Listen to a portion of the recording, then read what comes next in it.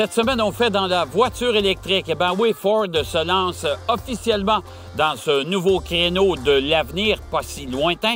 Le nouveau Mustang Mach-E. Attention puristes, vous allez voir, c'est quand même un véhicule pas mal intéressant.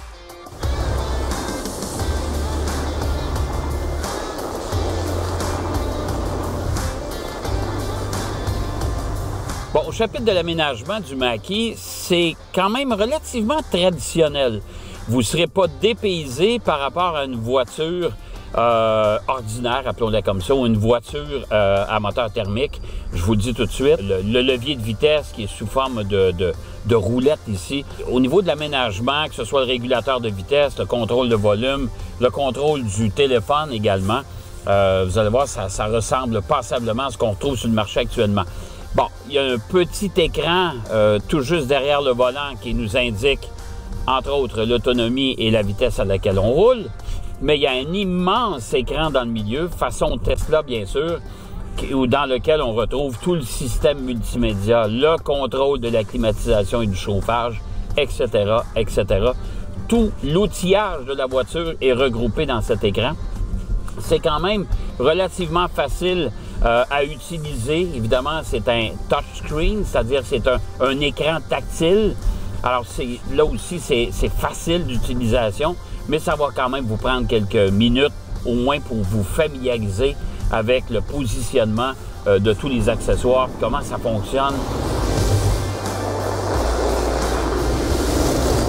C'est confortable. Évidemment, c'est hyper silencieux parce que c'est une voiture entièrement électrique. Et ça, pour ça, chapeau. Je pense que Ford a fait un sacré bon travail. Bien sûr, il y a des options, il y a des versions différentes. Celle qui nous occupe, c'est une version 4 roues motrices avec un toit panoramique à la grandeur du véhicule. Alors ça aussi, ça mène beaucoup de luminosité dans l'habitacle.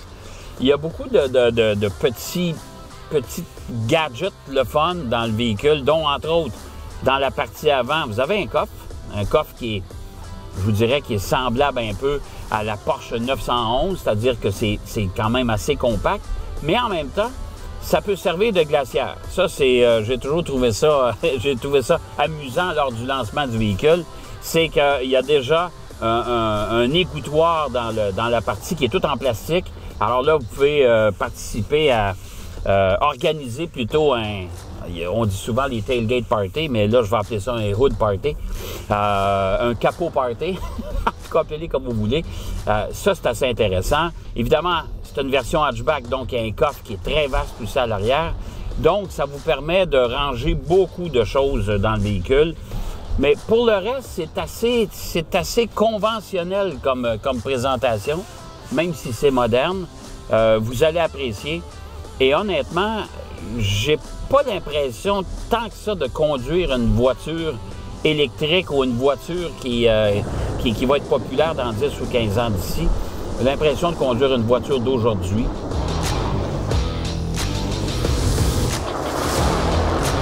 Je peux vous dire que les performances sont là.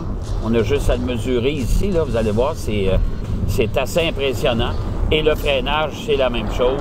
C'est aussi impressionnant parce qu'on est toujours aidé par cette espèce de frein moteur. C'est-à-dire, du moment qu'on lève le pied sur l'accélérateur, la voiture freine en partie par elle-même. Dans l'ensemble, moi, je peux vous dire que c'est un véhicule qui m'intéresserait. Moi, demain matin, vous savez que je suis un vieux de la vieille qui aime beaucoup les moteurs thermiques traditionnels, mais là, ce véhicule-là, je me laisserais tenter parce qu'il y a un style qui est élégant et qui détonne de tout ce qui s'offre sur le marché, surtout du côté des utilitaires. Pour les puristes de Mustang, je vous dirais que ça reprend des éléments de la Mustang, partie avant, partie arrière, surtout avec les feux et compagnie, avec la grille, semblant de grille à l'avant, le dessin de la calandre. Ça aussi, ça rappelle la Mustang, mais en même temps, je vous dirais que c'est un peu le mélange entre une voiture et un SUV, et ça nous donne une espèce de familial qui est quand même empreinte d'une certaine élégance. Et nous étions plusieurs lorsqu'on a tourné ce reportage-là. Et je peux vous dire une chose, on était tous unanimes. C'est un véhicule qu'on trouve particulièrement joli.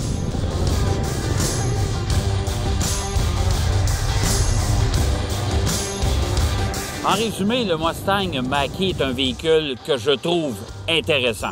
Bon, évidemment, les puristes sont un peu contre le nom Mustang, mais honnêtement, c'est un véhicule qui se démarque du reste des véhicules utilitaires sport qu'on retrouve un peu partout sur le marché.